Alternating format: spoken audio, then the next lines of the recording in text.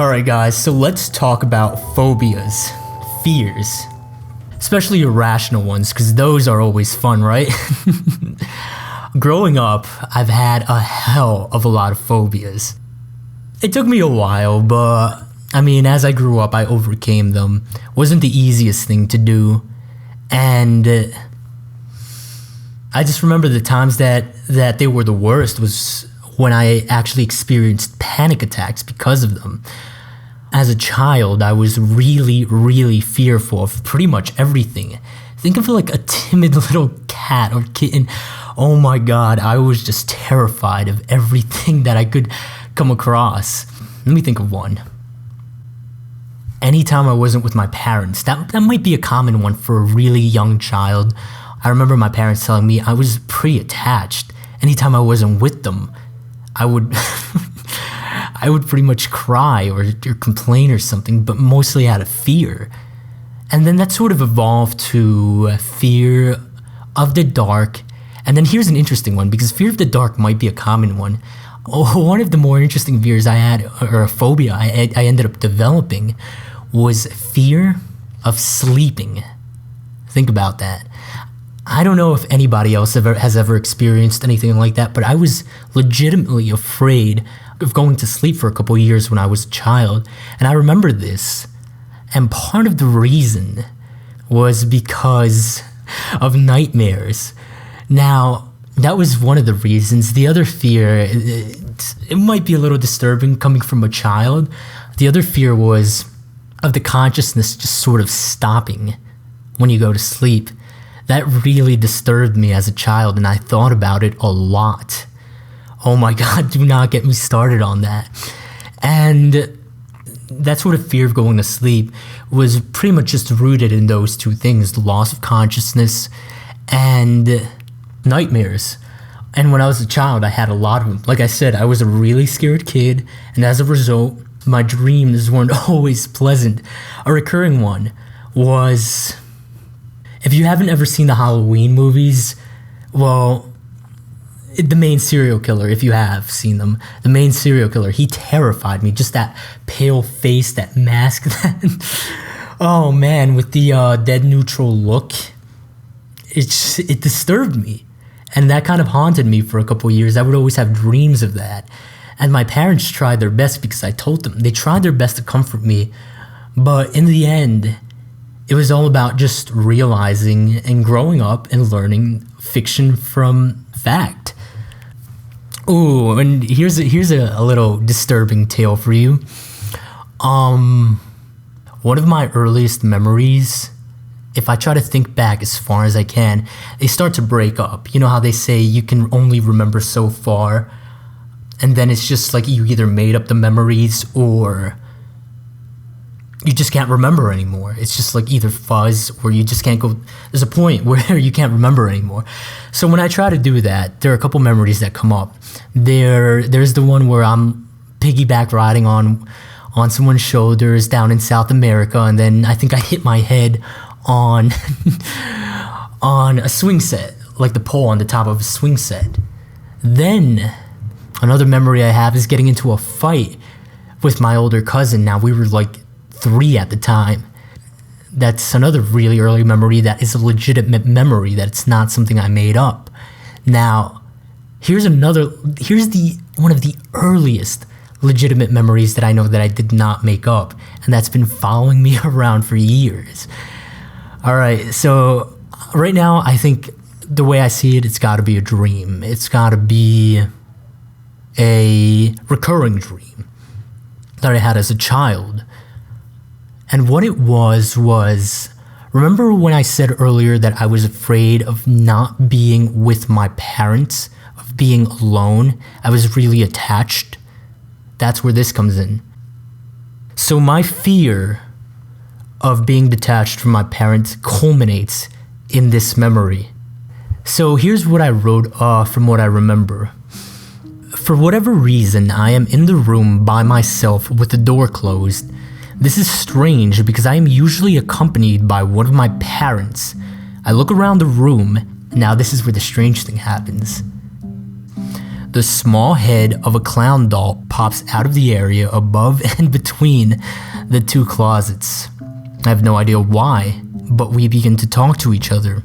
This experience happens several times again and again on an almost day-to-day basis. It becomes a regular thing.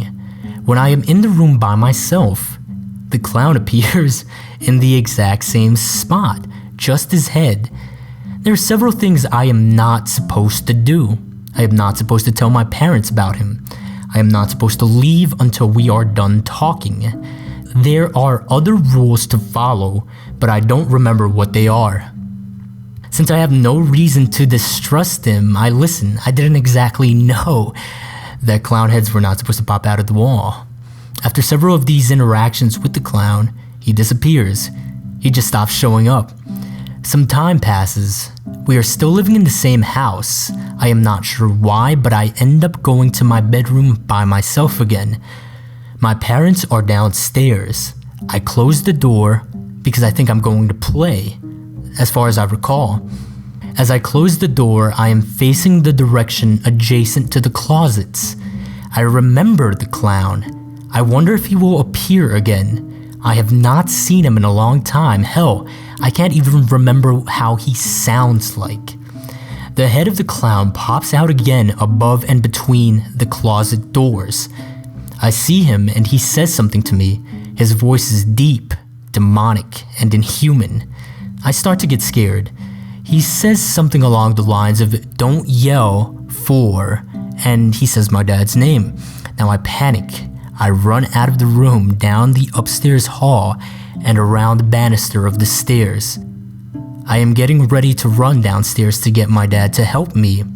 A long arm wearing an equally long white clown glove follows me as it stretches down the hall. It grabs me and pulls me back into the room. The memories really start to blur here.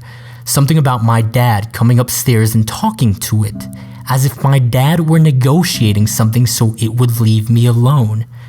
Now, I wrote a little bit of hindsight after this. For years after the dreams, I really did think they happened. I mean, as a child, you sort of don't distinguish between dreams and reality as easily as it did, as easily as you do in real life. I mean, at least I didn't. And that sort of culminated into a fear. I would be afraid to be in a room by myself and to be away from my parents because I thought this thing would appear. And these are a few of the earliest memories I have. There's really no way I can distinguish, no clear way of distinguishing reality from these dreams because the way they're embedded in my head are as if they really did happen. I've talked to my parents about it and I've never mentioned the clown to them. My brother, however, I did mention it to him and he knows about it. Even when I was young, I did mention it to him, and it is what it is, a recurring dream. So that's, as you can see, with the childhood full of irrational fears and things like that, I honestly did have a lot of phobias, and a lot of these gave me panic attacks. I remember I had even a fear of the wind. Think about that. I mean, it's irrational, and I had it for about a year as a child. Going to the park, I remember the first panic attack I had because of that. A thunderstorm was just culminating, and we were just playing, out in the open field, and I see the dark clouds. I feel a sudden coolness as the fronts, I guess. I'm not a meteorologist, but as the front sort of changes and as the storm approaches. And that sort of developed into a fear of the wind, and I would have panic attacks whenever the wind blew roughly. And nowadays, I'm over that. My dad helped me with that, and the poor guy, he had to deal with a lot of my phobias. Now I can just literally I have fun with it.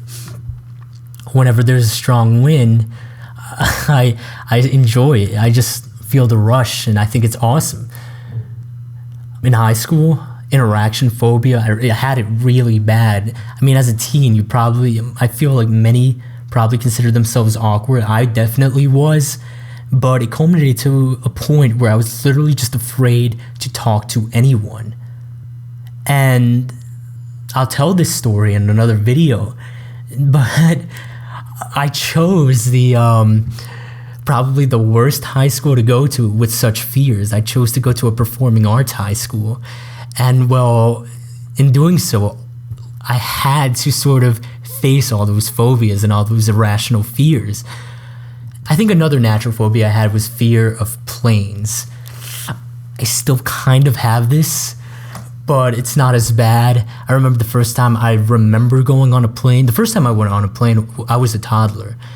The first time I remember going on a plane, I remember I had a panic attack just as we ascended into the sky. Now, I pretty much have none of these fears, except for maybe the planes, but it's just an interesting concept. I think that overcoming them is certainly possible.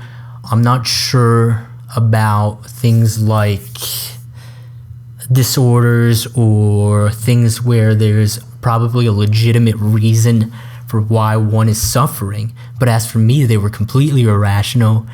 And going from this timid kid to at least where I am now, I think they're definitely overcome-able, if that's a word. All right, you can definitely overcome them.